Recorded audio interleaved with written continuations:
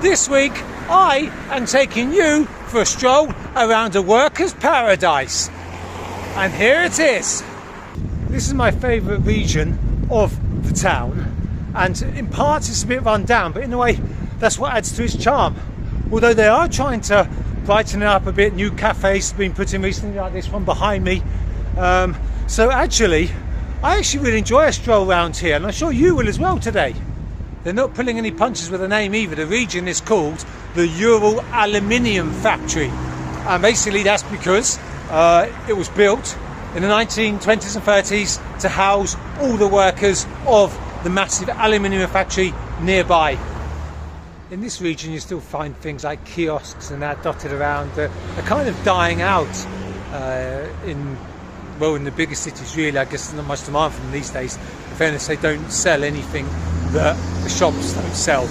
And in fact I don't know how they still survive, but whatever, it kind of adds a bit of familiarity to the streets when you're walking around.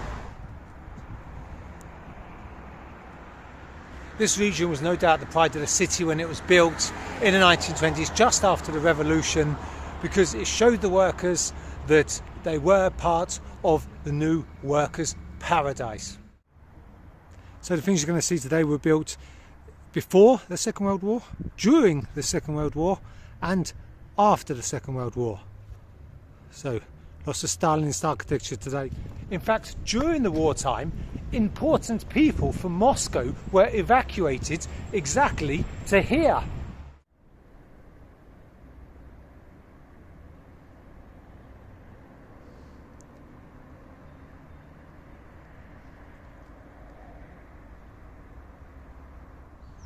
This memorial commemorates all the workers from the factory who died during the Second World War. Anyway, these Soviet memorials and the removal of them in the formerly liberated countries in Central and Eastern Europe is a big controversial point, both in Eastern Europe and in Russia. The huge factory is actually just in a short walking distance from the region, which means that the workers can save time and money just walking to work. In fact, you can see the big pipes in the distance there.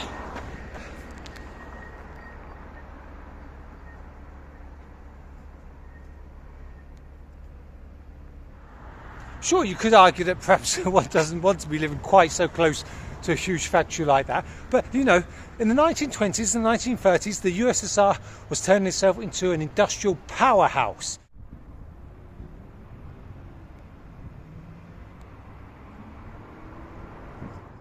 I think I very briefly covered this derelict park in a previous episode a long time ago, so I won't dwell on it, but I'm walking through here again, so might as well have a look at this kind of interesting statue thing again.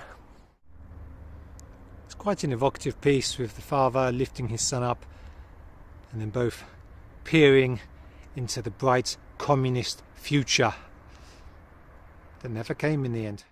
So why was communism never achieved? Well, I think that's way beyond the scope of this video, but maybe I can tackle it in a future one. Quite opposite, in kind of remote locations, you find something like this that once upon a time was obviously something kind of cool, but long since ceased to exist in its original function, whatever it was originally.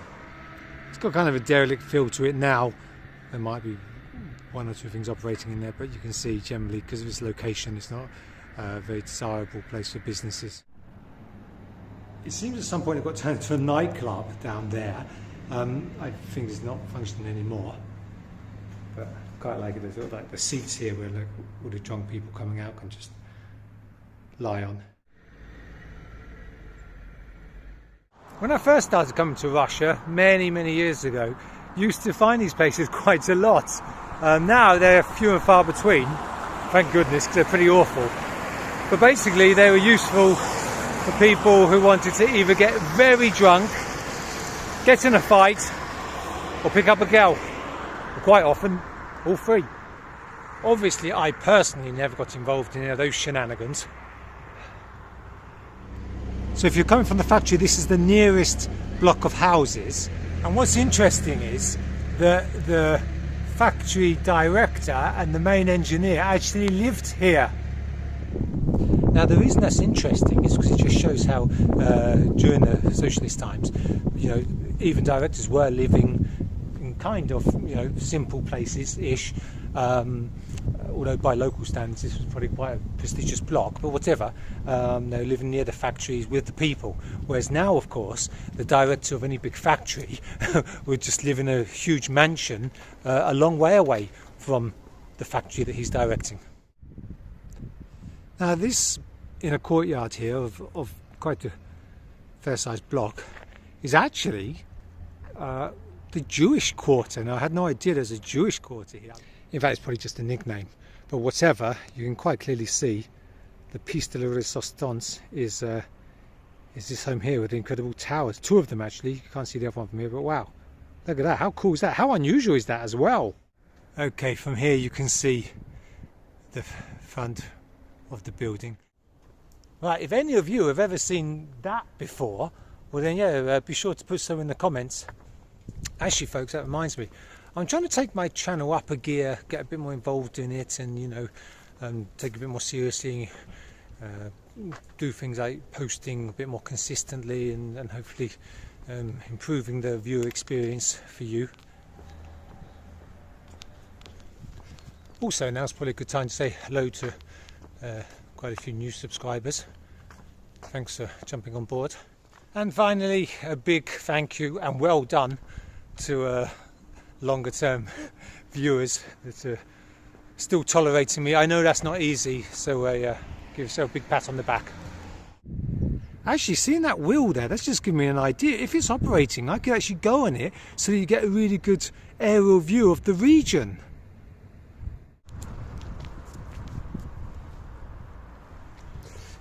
Okay, forget that idea, guys. The park, it seems only actually works at the weekend.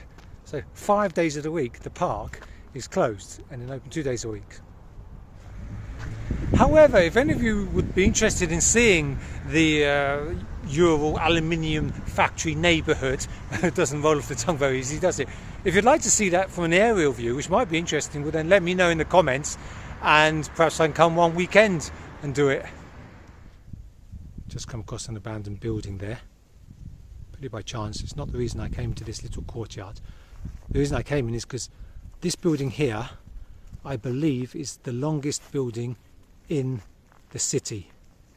It's about half a kilometre long, wraps around the ends both sides as well. It's so long that it's actually made up of 4 different addresses over 3 different streets. One thing I like about coming to WAS is that you get to see old school stuff like that.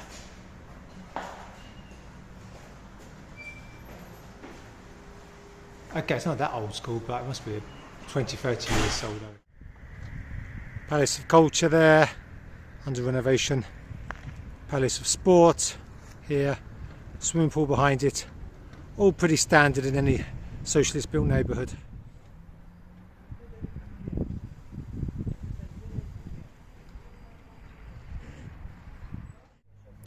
After they've renovated the facade of the Culture Palace, they're going to do the Sports Palace as well opposite, so it will look very different from this soon. So sure, I mean the workers' paradise now is you know, a little bit rough and ready, that's for sure in parts, but I mean I think that's what adds to the charm of the place. I mean, you've got to think it's 100 years old, it's probably not had much investment since the fall of the Iron Curtain. Okay then folks, I guess that's a wrap for today. If you liked the video then give a thumbs up. If you didn't like the video, then instead of giving a thumbs down, get in the comments and say what you didn't like about it, and then I can try to improve it for next time. Okay, take care till then.